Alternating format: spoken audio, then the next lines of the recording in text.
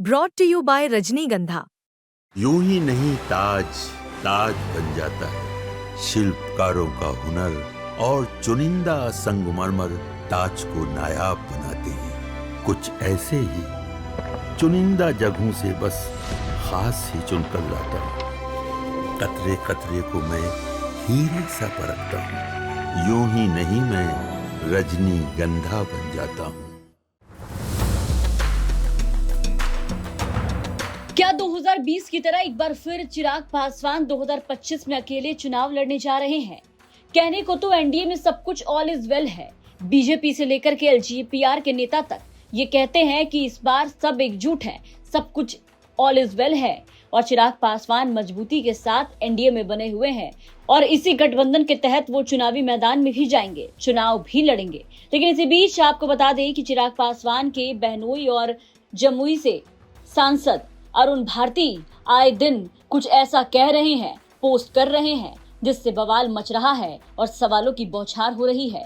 बीते दिन जहां अरुण भारती ने ये बयान देकर सबको चौंकाया था कि चिराग पासवान को बिहार बुला रहा है और चिराग पासवान को बिहार की जनता मुख्यमंत्री पद का उम्मीदवार मानती है, इस बयान के सामने आने के बाद कई तरह के सवाल उठने शुरू हुए थे। ये मामला अभी शांत भी नहीं हुआ था कि इसी बीच अब अरुण भारती का एक और नया पोस्ट सामने आ गया, जहां अरुण भारती इशारों में ये कहते नजर आ रहे हैं कि उनकी पार्टी इस बार भी अकेले चुनाव लड़ सकती है। अरुण भारती का ये पोस्ट सामने आया जिसमें उन्होंने लिखा है, कार्यकर्ता ही हमारी पार्टी की असली रीढ़ हैं।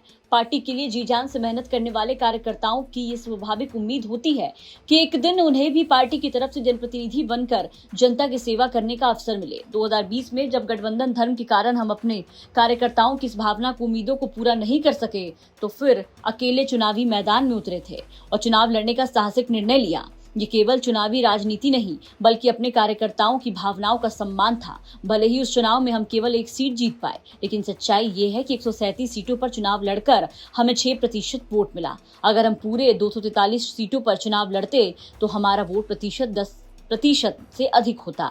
ये हमारे कार्यकर्ताओं की ताकत और जनता के विश्वास का जीता जागता सबूत है। असल में ये हमारी रणनीतिक चाल और राजनीतिक चरित्र का हिस्सा रहा। 2020 ने साफ कर दिया कि अगर बिहार की राजनीति में कोई पार्टी अकेले चुनाव लड़ने का मादा रखती है तो ये केवल लोक जनशक्ति पार्टी थी।